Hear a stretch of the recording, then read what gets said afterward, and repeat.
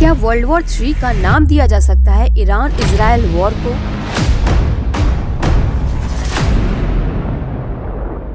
क्या world war 3 start होने वाली है?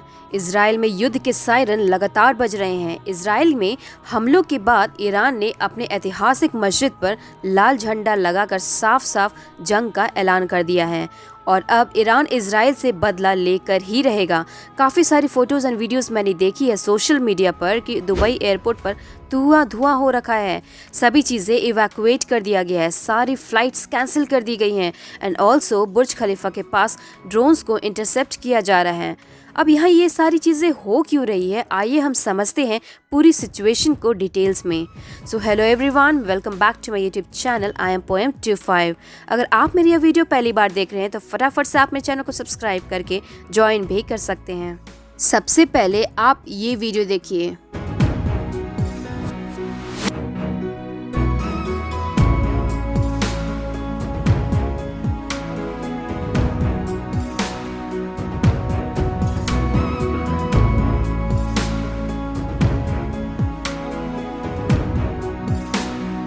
तो ये फुटेज है जो आपने अभी देखा, ये सारे मिसाइल्स गिरता हुआ, ये बॉम्ब एक्सप्लोजन्स दुबई होटल्स में हो रहे हैं। दुबई के बुर्ज खलीफा के पास ड्रोन हमला हुआ है।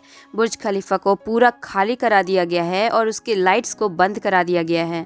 हमलों के बाद दुबई और अल मकत्तुम एयरपोर्ट के सभी फ्लाइट्स को कैंसिल कर दिया गया है। सभी पैसेंजर्स को सचेत किया गया है कि वो सब एयरपोर्ट्स फिलहाल ना जाएं। तो वहीं दूसरी ओर हमारे भारत के एयर इंडिया में भी घोषणा की है कि 1 मार्च को लंदन, टोरंटो, फ्रैंकफर्ट, पेरिस और शिकागो के लिए सारी फ्लाइट्स कैंसिल कर दी गई है।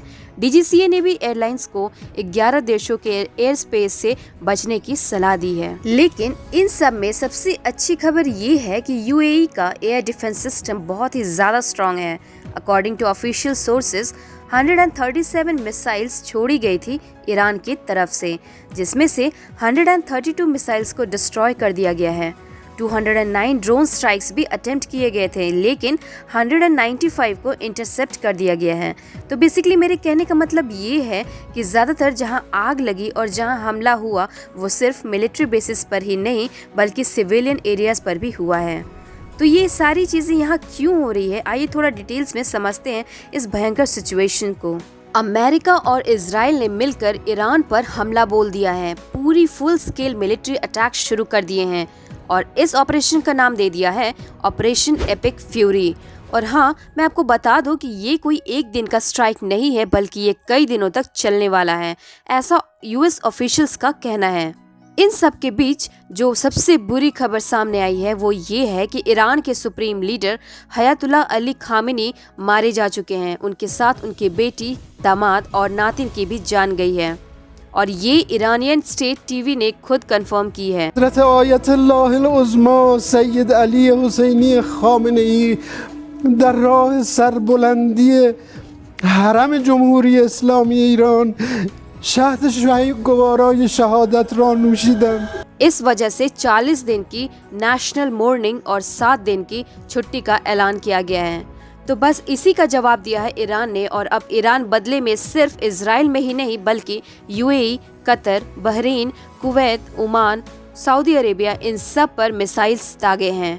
दुबई में धमाके आपको देखने को मिला ही होगा सोशल मीडिया पर। अबू धाबी में एक की मौत भी हो गई है मिसाइल डेब्री की वजह से। बहरीन में यूएस नेवी के 5th फ्लीट बेस पे डायरेक्ट हिट हुआ है, जो आप वीडियोस में देखे ही होंगे। तो अब ईरान की आर्म्ड फोर्सेस IRGC ने ओपनली बोला है कि उन्होंने 27 यूएस बेसिस पर हमला किया है और उन्होंने इस ऑपरेशन का नाम भी दिया है जिसका नाम ऑपरेशन ट्रू प्रॉमिस 4 रखा है। बट हमला यहाँ सिर्फ मिलिट्री बेसिस पर ही नहीं बल्कि सिविलियन एरियाज में भी हुआ है और इसका प्रूफ आपको Dubai, Kuwait, Bahrain, Oman, Qatar में देखने को मिलता है, जहाँ 5 स्टार होटल से लेकर इंटरनेशनल एयरपोर्ट्स को डायरेक्टली टारगेट किया गया है। और अब आप ये फुटेज देखिए।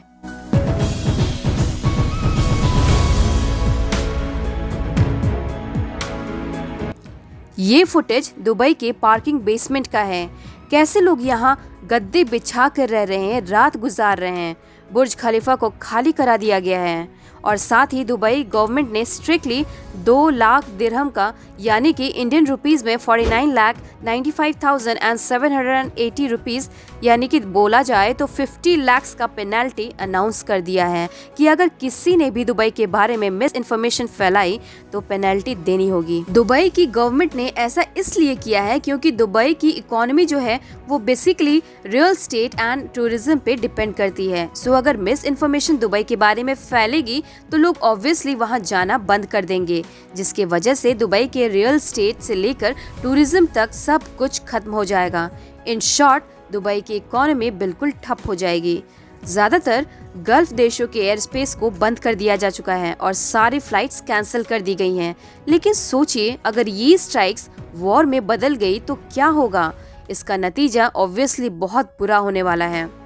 इंडिया अपना सारा क्रूड ऑयल गल्फ कंट्री से इंपोर्ट करता है और अगर ईरान ने स्ट्रेट ऑफ हॉर्मुज को बंद कर दिया तो इंडिया का ऑयल सप्लाई कंप्लीटली बंद हो जाएगा। रिपोर्ट्स के अकॉर्डिंग ईरान की फोर्सेस ने स्ट्रेट ऑफ हॉर्मुज को बंद करने का ऐलान ऑलरेडी कर दिया है और इसका सीधा असर होगा कि पेट्रोल डीजल महंगा होगा, शिपिंग कॉस्ट बढ़ेगी और साथ ही इन्फ्लेशन भी बढ़ेगी। तो आपको क्या लगता है, यूएस का ईरान और इजराइल वॉर में इंटरफेयर करना सही है?